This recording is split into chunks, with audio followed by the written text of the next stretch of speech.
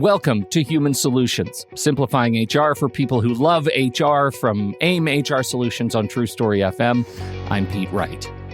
For HR professionals, navigating the intricacies of substance abuse in the workplace is both urgent and complex.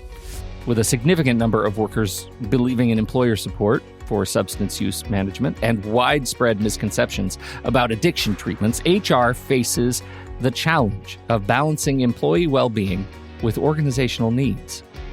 This week, AIM's own Lori Bourgoin and Tom Jones join me to delve deep into this complex issue, highlighting the real-world scenarios HR must grapple with, the legal implications, and the critical role they play in addressing and managing substance use challenges in the modern workplace.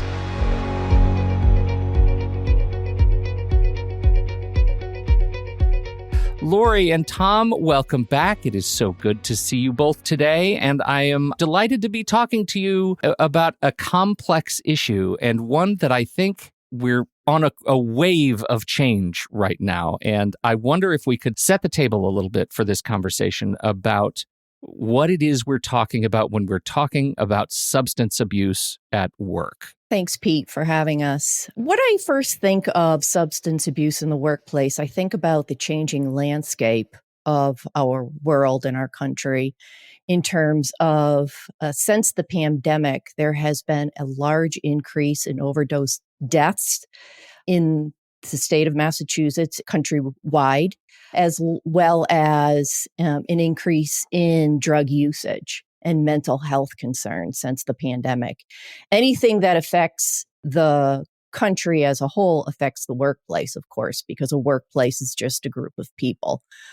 In addition, there have been many states that have legalized cannabis, and it has impacted the workplace and pre-hire drug testing and so on and so forth. So there are changes and differences that have come into play in the last few years.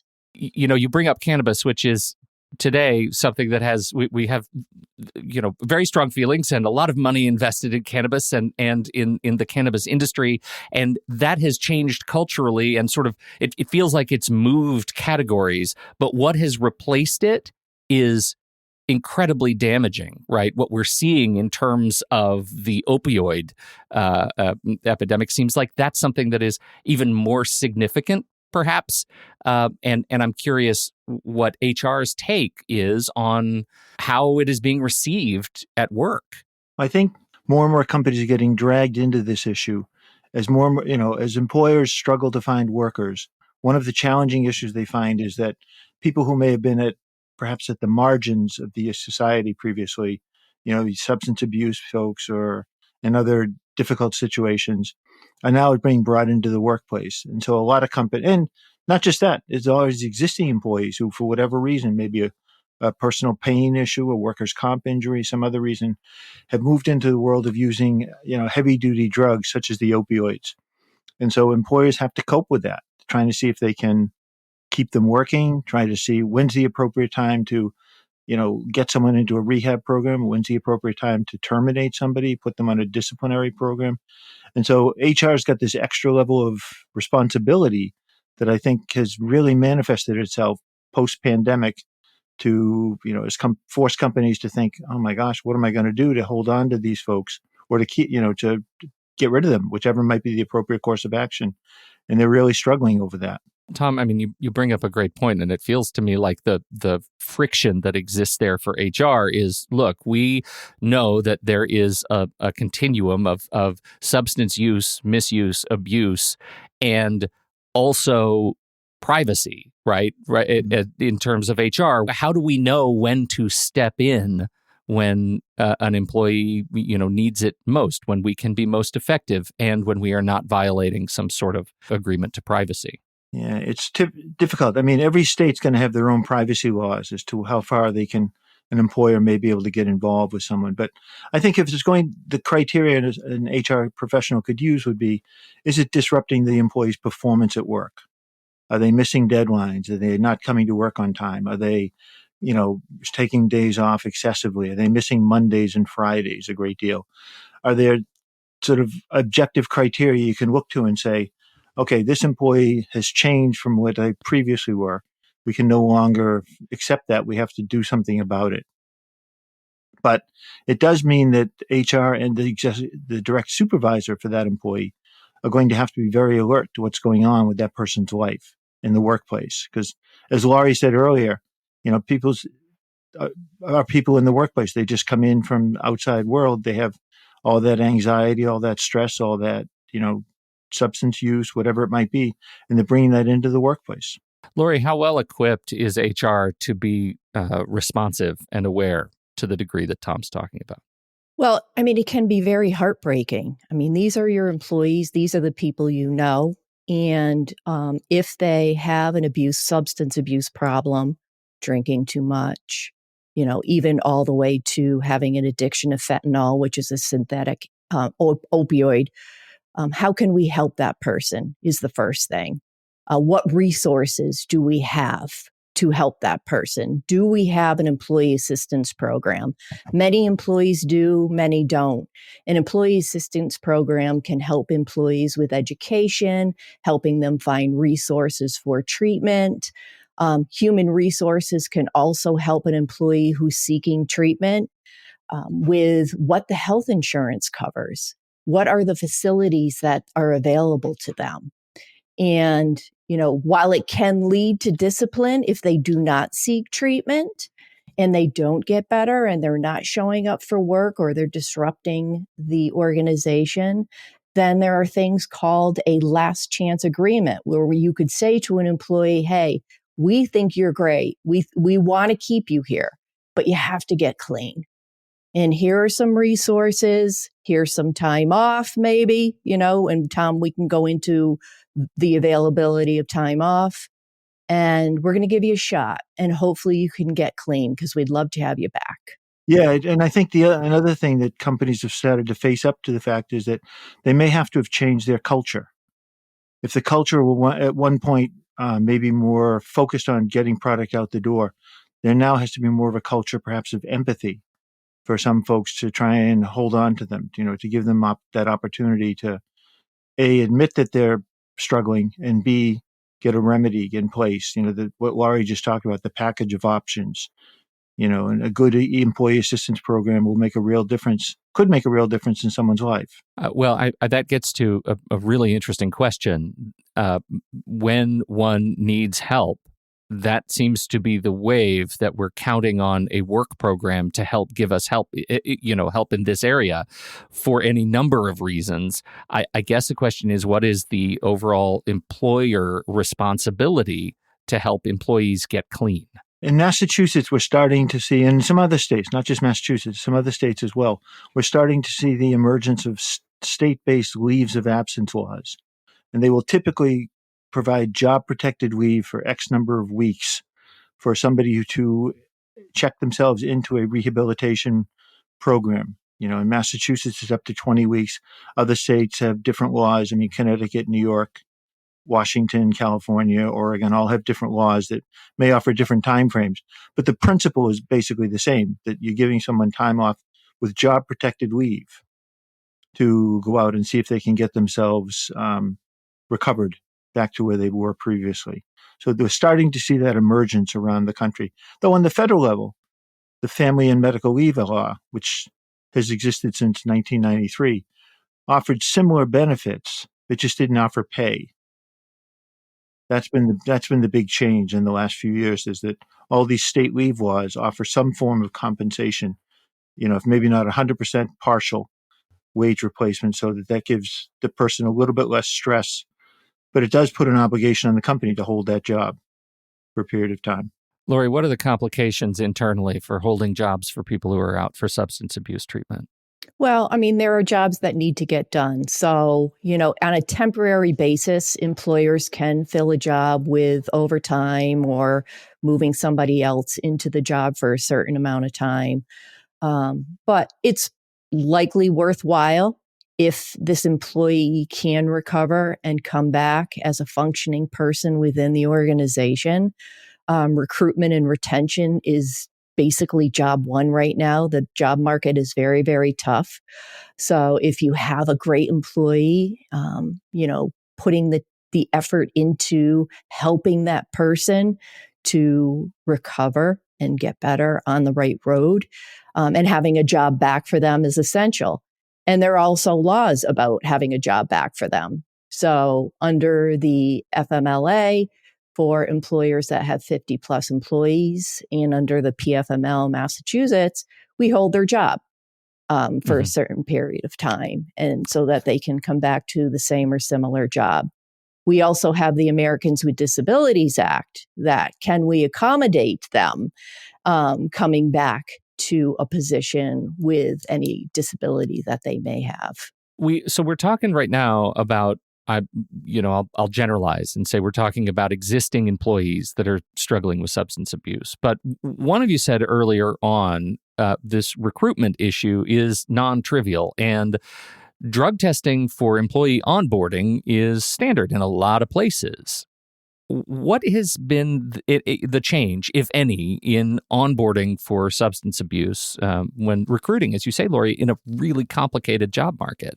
I mean, a couple of things we're seeing change. One is that some companies that previously did testing for drug and alcohol have dropped it.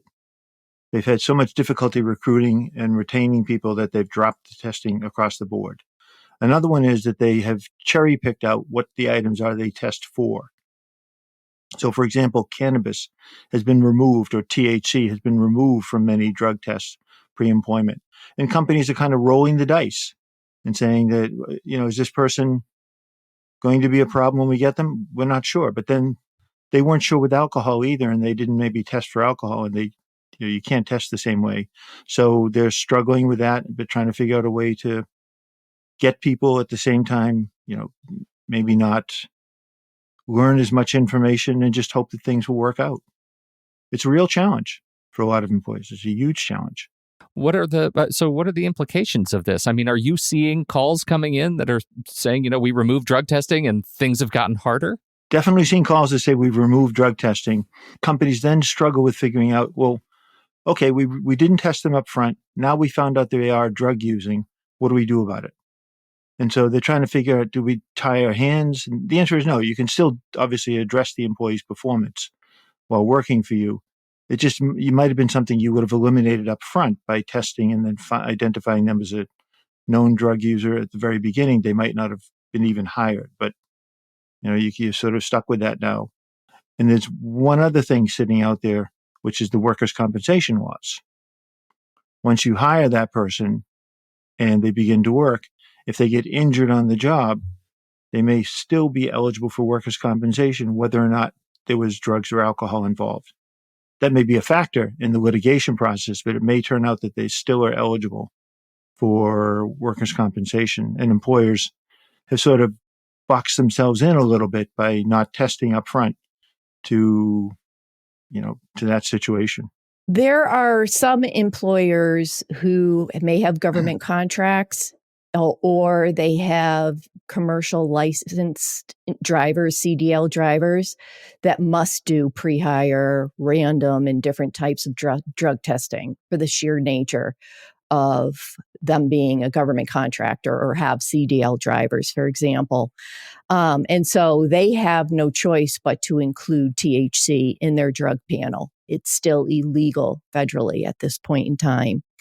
The other thing is, for those employers who take THC out of their panel for drug testing, one of the reasons, in addition to recruitment and retention of employees, is that THC stays in your system for around 30 days. So it does not mean if I do a drug test on you right now that you are impaired in any way. So, employers are thinking, is it really worth it for us to terminate somebody or not hire somebody because they test positive for THC? If you do not have drug testing, you could do something like reasonable suspicion testing. So if you see somebody, a manager sees somebody who is impaired, smells like alcohol or marijuana, whatever the case may be, stumbling around or something like that, they could do a reasonable suspicion test. If they have a policy in place and a practice in place and they have trained managers, and that could help to alleviate the issue of, I just want people who are impaired not to be who are in a safety sensitive job or not to be tested. That's what my concern is. And so I'm going to put that practice and policy in place. That has been proven to be pretty effective if done in a right way. What do you think, Tom, of reasonable suspicion? What are you seeing? You see that a lot, but that's for incumbent employees. Obviously, that's a very good way to handle the issue. But it does take strong training, because you don't want people to start, who are supervisors, be out to get somebody and say, I'll use this as a reason to drive them out. You have to be in good faith, determining that, okay, we believe this person is impaired, therefore we're going to test him or her, as we would anybody within the organization, assuming they met the same criteria. So it's just using that as an extra tool, and it's a good tool as long as people are well trained in how to do it. I want to get into some scenarios, and one of them around the complication of prescriptions for potential challenging substances, right? When you have somebody on the job who is allowed to be taking these substances, let's say, and an incident occurs on the job, is there a recourse to that, or we just follow the workers' comp laws, we follow the law as stated? Most of the time, you'd want that employee to disclose to the HR person, I'm taking XYZ and it may make me drowsy, or it may make me impact me somehow. And so the company may collectively decide with the employee, okay, you need to take leave of absence because you're going to need to be out for the next 6 weeks because you've got to get this drug out of your system. And we can't have you operating a machine, a forklift, driving a vehicle, whatever it might be. So one way would be you're right, people have prescription drugs, hope they disclose it. And I know in a lot of company handbooks, you'll see the handbook say, if an employee is taking a prescription drug, they must disclose it to HR. And then there's medical certification saying that, yes, this is the impact of this drug. No, the person can't work, or they can work. Maybe they can work remotely, but they can't work in person. So you have to try and figure out what's the appropriate response. It could impact the workers' comp claim, because if the employer knows about it and the employee still gets injured, I think it's going to have almost no effect on the workers' comp claim. Well, and especially if that employee is in a safety sensitive job, right? And it's really important, back to Tom's point about training. It's important to let employees know, note that this is our policy. You are in this, you're running this machine with all of these knives. If you're ever prescribed certain prescriptions, or if you have any question, come to HR and let's talk about it. And, at times we can get a release from their physician. Just want you to know, here's their job description. This is a pretty dangerous job. Are you sure that this person can fulfill this role under this medication? If not, what do we do? Do we need to review then in that light what the current state of illegal use of substances is on the job? Because I think when I hear people, I hear a lot of young people, right? I'm at that point as a parent where I'm surrounded by young people going out and getting jobs, and we also live in a cannabis forward place. And so I have people in their 20s saying, I'm never going to get a job. It's illegal. They're going to blood test me and all of this. But there are some specific constraints around what constitutes illegal. And I think you can just run them down for me, Tom, right? Well, clearly, ones that have been banned under federal law or state law, which would be the opioids, heroin, though marijuana at the federal level, are clearly ones that may cause an applicant or an employee to get into trouble at the workplace, because they may fail the testing regimen. Laurie may have a better sense of other forms of narcotic or alcohol that may be involved from your experience more in HR. Well, let me just answer it this way. If you do drug testing, let's say, regardless, you do pre-hire, you do, post-accident, near miss, and you have a drug testing program, individual who does your drug testing, an MRO, will look at the results of that drug test. And if they are being tested positive for, let's say, opioids, they will contact the employee that has been tested and ask questions. Do you have a prescription for this or no? Is it your prescription? And different questions to assess, is it illegal or is it legal that they're taking this? And so the MRO can make that determination for you if you have a drug testing program. There's so many remote employees right now. And when you're remote, your barriers to using while working are reduced, right? You go down to the kitchen and there is... I bring my vodka to work. You're Bailey's in your coffee, right? Yep. Much easier. Is that a problem or not? At that point, I think you just have to treat it as performance. So if Laurie's having the problem and she misses meetings, or she's at a meeting, she's kind of like this, all the time. I think I'm going to have to treat it as performance. I won't be able to, unless I probably have a conversation with her and say, gee, we've observed these things going on at work. Can you have an explanation? And if she gets very defensive and argumentative and says, no, I don't know what's going on. I just say, well, look, we're letting you know we're keeping track of this behavior. And if it continues, then we're going to have to put you on our discipline track. Assuming she never comes to work. If she comes to work, maybe I have a direct conversation with her. Well, that's actually a really good point. Lori, I mean, to that point, it feels like we have rules to address this, to address behavior, right? Maybe it doesn't have to be a substance abuse question at all, even if substances are involved in some way, shape, or form. Well, if it's a hybrid employee, right, there is a face-to-face, you can see behaviors in action. But if it's a fully remote person, maybe it's you, the HR person or the manager or both, sitting down with that person and saying, hey, what's going on? These are a few things that we're finding. Is there something going on in your life? Right. We just want to bring it to your attention to help you to get better. What's happening? And you can speak to the behaviors and the performance issues that you're seeing and put a plan forward. At that point in time, the employee may say, you know what, I'm really having a hard time being home all day. I have this problem. And then there we go. Here are some resources available, blah, blah, blah. Yeah.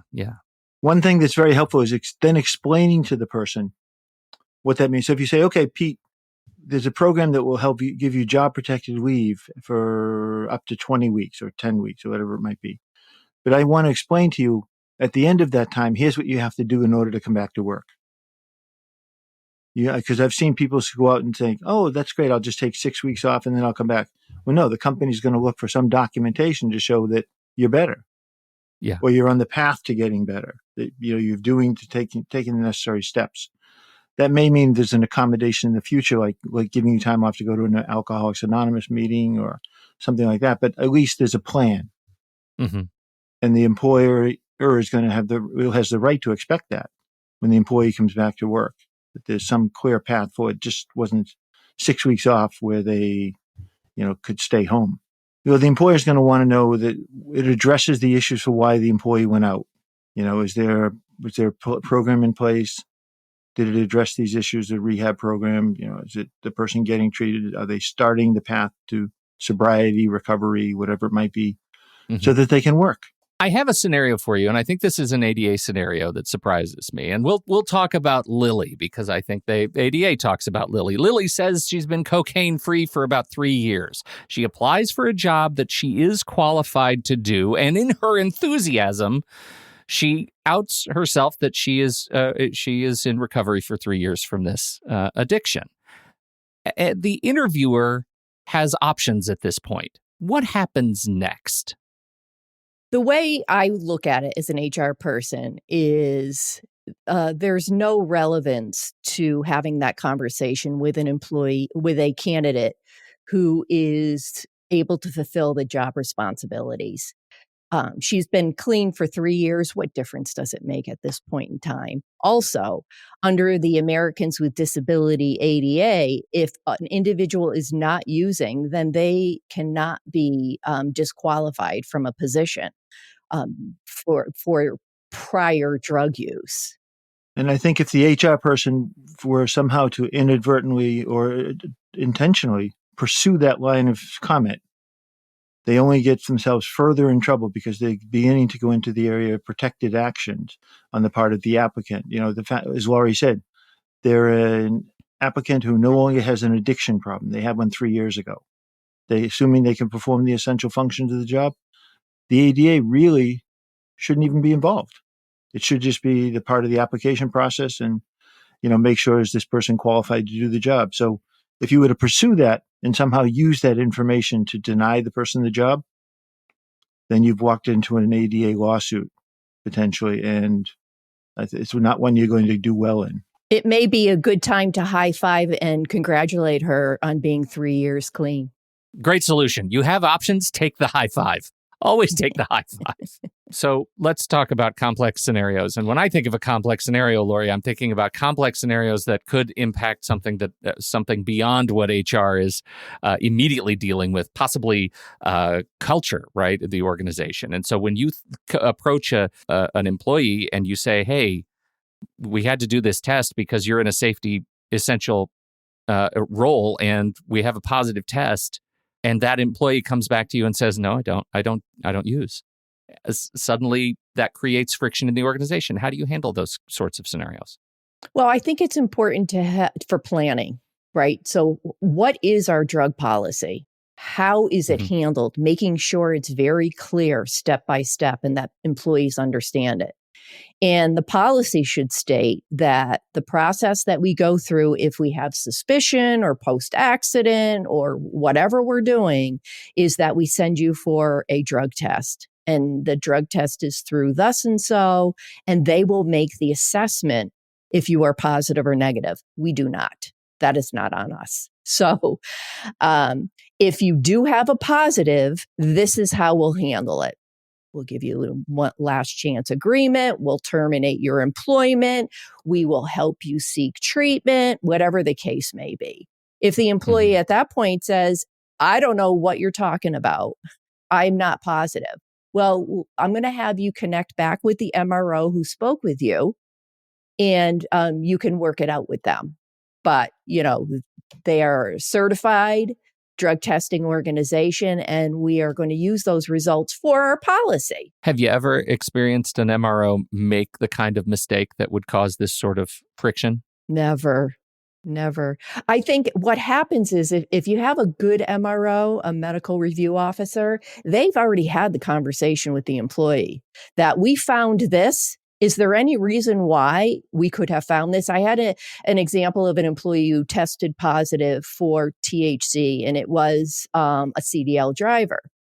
And the employee told the MRO, I never smoked marijuana. I drive a limo at night, and the people in my limo were smoking, and it must have been secondhand. And the MRO said, no. That's not going to fly. And so it was, and they have government guidelines that they must follow. So it was definitely a positive, unfortunately. Oh, that's too bad. It is. From the perspective of the limo driver, you try stuff, right? I feel, as an HR person, you feel terrible for the employee, but, you hope for the best for them. And, but your policies, you have to be consistent in their application with empathy. Most of those excuses, such as overeating poppy seed bagels, or like Elaine on Seinfeld. Elaine on Seinfeld. Awesome pull, Laurie. Oh man. The studies I've seen on secondhand smoke basically say you have to be sort of kissing that person as they exhale. You really have to be close to them. So sitting in the front of a limousine when all these people are in the back, you'll get the smell in your clothes. And it's no question about that, but that won't get the same impact on your body. It's worth a shot to make that excuse, though, don't you think? It's worth a shot. What do you got to lose? I know. But it does hurt your credibility, obviously, with HR, because if it turns out that, the testing regime is good, they're going to look at you and say, well, maybe we'd have given you a last chance agreement, but now if you're going to be so stubborn and adamant, now you're lying to us. Basically, you're lying to us, and we can't work with that. And an MRO could tell you more than I do, but I know they will also do splits. So they'll do, they'll split Sample. their sample in half Yeah. and do 1 and 1 so that they can be assured, that this was a positive. As we get to wrapping up here, I just my overwhelming feeling is that where we are right now for HR people listening is that things are harder, more complicated than they were, say, 30 years ago. And part of it is because the lines aren't so black and white, right? That we now, as you say, we have to run the organization, but now we have to run it with empathy. We can't, we're not just going to terminate with cause. We're running with empathy. We have to navigate the whole employee in their recovery. And I don't say that as if it's some sort of begrudging obligation. I think it's great that we consider our employees' entire lives and as they integrate with our organizations. But I think that makes things more complicated in this substance abuse scenario. So can I just get your reflections on how you would guide HR pros in terms of training and up-leveling the organization so that managers are better equipped to handle this sort of stuff? Lori, do you want to go first? Well, first, I would have a really good policy that you believe in. So, do we test? Why do we test? And how does that process work? If you are suspected of being impaired, this is what happens. This is what we do. And if you ultimately test positive, these are the resources, and this is how we do it. We do a last chance agreement. We have many resources through EAP and your health insurance. And, our hope is that we can get you on the road to recovery. The other thing is to have a plan. So make sure internally, even if it's on third shift, we have somebody who showed up to work and they're clearly intoxicated. What do we do? Send them for testing, make sure that they don't drive for testing. What is the process? And the third is training, making sure employees understand what your drug alcohol policy is, what the resources are available to them to help them through their EAP, through the health insurance. You could have, posters to help people understand, how opioids work, when to take them, don't take them. And also, training managers. How do I handle this if I'm in this situation so that they're comfortable and they don't either ignore it or handle it incorrectly? Because that would be our fault if we haven't trained them.